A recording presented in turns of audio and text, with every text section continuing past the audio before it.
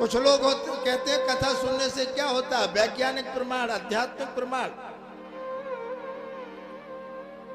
कुछ महापुरुषों से मैंने सुना है, एक बार एक प्रजापति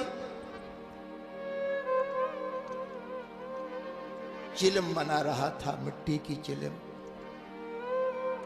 जेठ का महीना था,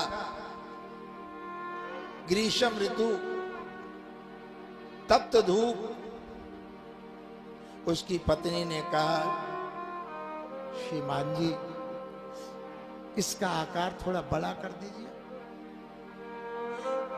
उसने सुना और सुनकर के उस बात का अनुकरण किया, तो उसने उसके आकार को बड़ा किया, और जब बड़ा करके उसने उस मिट्टी के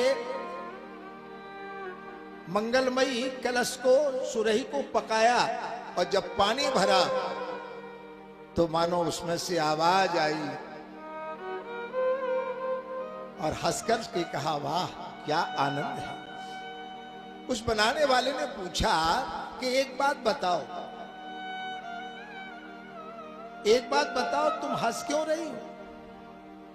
तो उसने कहा, मैं इसलिए हंस रही हूं, मानो मिट्टी ने उत्तर दिया, सुरही ने उत्तर दिया कि मैं पहले स्वयं जलती थी और दूसरों को जलाती थी, आज मैं स्वयं ठंडी हूं और दूसरों को ठंडक प्रदान कर रही हूं, दूसरों को सुख प्रदान कर रही हूं। तो उस प्रजापति ने कहा, यार इसमें कौन सी बड़ी बात थी, मैंने अपनी पत्नी की बात को सुना, तो सुनकर के मेरा विचार बदल गया, और विचार बदलने के बाद मैंने क्रिया को बदल दिया, तो तुम्हारा ये स्वरूप बन गया। तो उसने कहा, तुमने सुनकर के तो केवल विचार बदला, पर आपने तो हमारा सारा जीवन ही बदल दिया।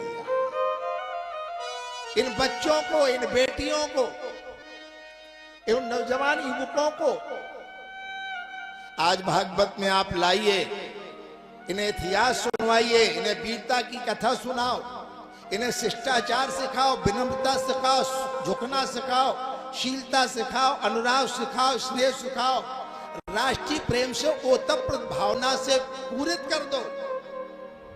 हर माता पिता का कर्तव्य है अपने बच्चों की देखरेख करना, उन्हें सद्मार्ग की ओर संप्रेरित करना। सभी अभिभावकों का ये कर्तव्य है।